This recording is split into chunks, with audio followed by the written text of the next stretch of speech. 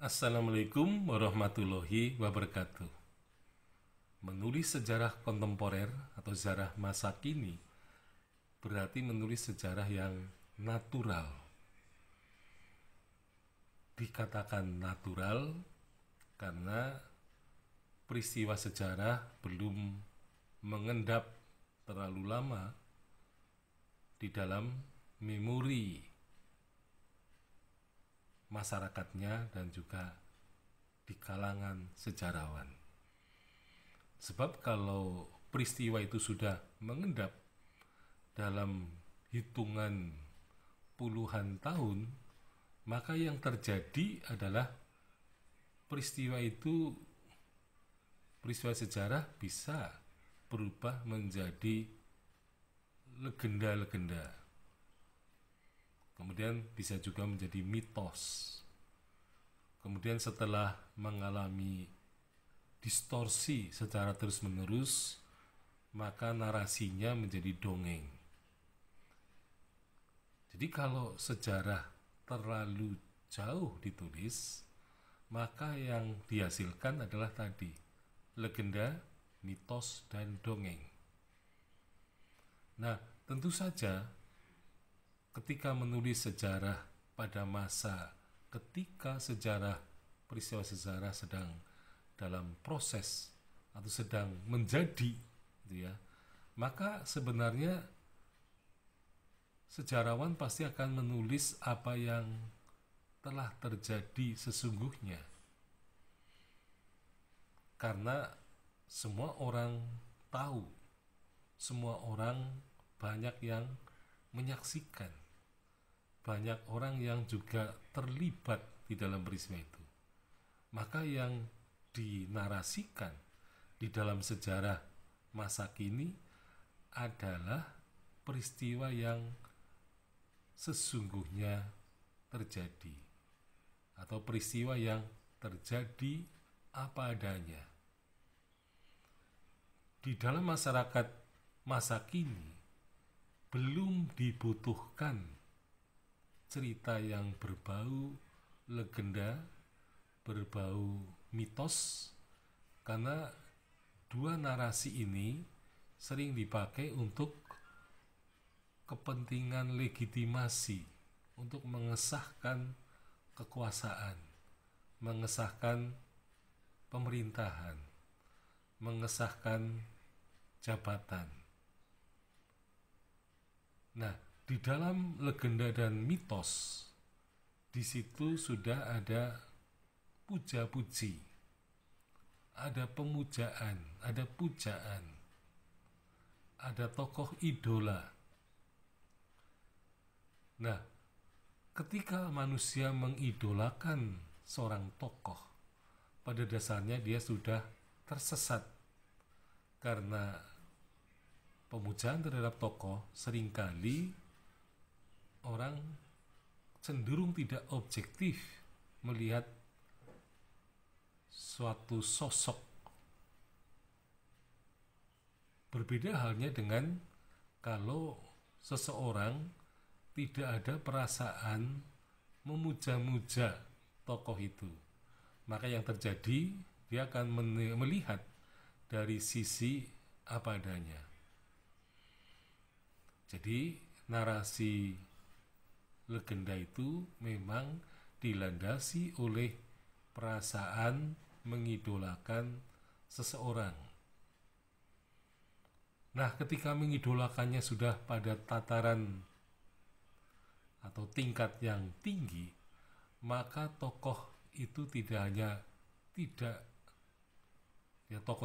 hanya disebut sebagai legend, tetapi juga sebagai mitos.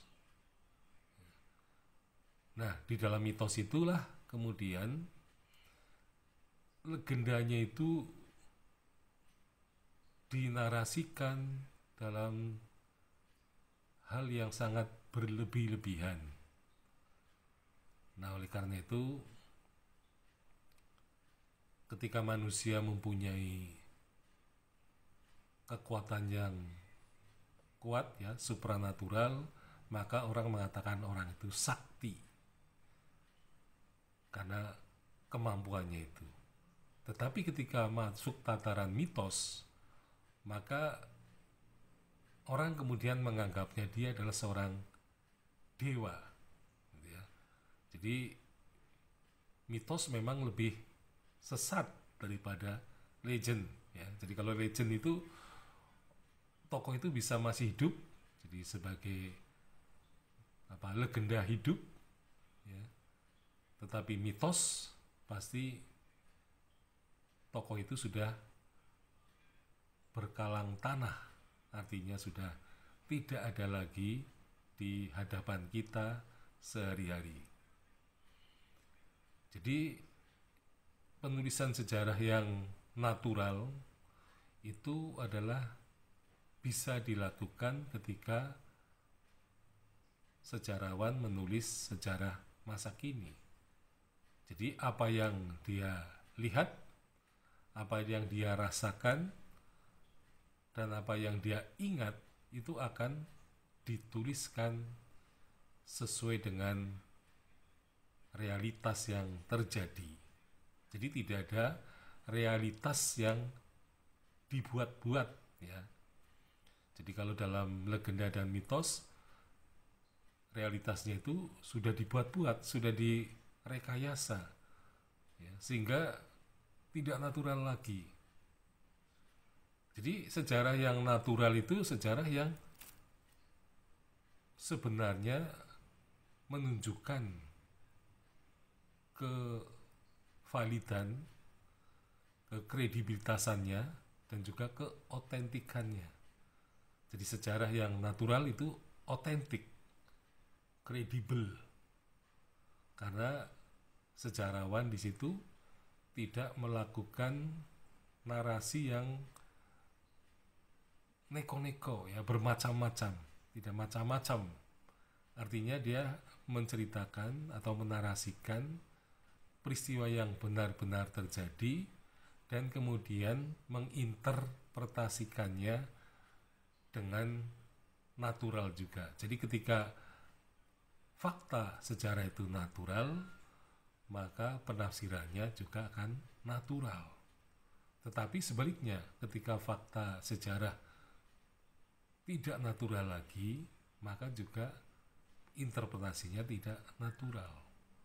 Jadi sejarah memang berbicara seperti yang terjadi, seperti apa adanya, harus otentik dan juga bisa dipercaya. Nah, dalam penulis sejarah yang natural memang terasa sangat sulit ketika peristiwa itu sudah terjadi sedemikian lama dan sementara itu sumber-sumber dokumennya sangat sedikit. Ketika sumber-sumber dokumen sedikit, maka peristiwa itu hanya tertanam pada memori seseorang, dan karena memori itu sering atau lama-kelamaan, memori manusia juga mengalami distorsi, berkurang sedikit-sedikit dalam jangka waktu yang panjang. Akhirnya memorinya itu tidak lagi 100%. Jadi misalnya 100% pun sebenarnya tidak, mungkin 98% memorinya, tapi kemudian lama-lama karena daya ingat, ya, atau otaknya itu menurun, terutama dalam hal menyimpan memori-memori itu, sehingga mungkin saja memori yang tadinya penuh lama-kelamaan akan berkurang dan berkurang secara terus-menerus. Nah, karena berkurang secara terus-menerus, kemudian dituturkan kepada generasi yang sama sekali tidak memahami, yang tidak sesuai dengan zamannya, yang tidak hidup pada zamannya, maka penuturan, ya, itu akan mengalami penambahan. Jadi karena apa? Si penerima tuturan itu kemudian menginterpretasikan sendiri, sehingga kemudian informasinya menjadi bertambah. Jadi di satu sisi memori di dalam memori orang tua itu berkurang, ketika disebarkan kepada yang lebih muda, maka yang lebih muda itu mempunyai penafsiran sendiri mengenai peristiwa itu, sehingga akhirnya terjadi ya seperti interpolasi. Jadi di satu sisi ada pengurangan, di sisi lain ada penambahan. Nah, sehingga kemudian penambahan-penambahan itu jelas bukan suatu fakta sejarah, tapi mungkin merupakan hasil penafsiran yang kemudian ditafsirkan lagi, sehingga karena penafsiran itu sudah berlangsung secara turun-temurun, maka yang terjadi akhirnya kesaksian itu tidak natural lagi. Nah, sehingga memang penulisan sejarah yang paling natural dilakukan ketika sejarah sedang berproses, alias sejarah kontemporer. Sekian, Assalamualaikum warahmatullahi wabarakatuh.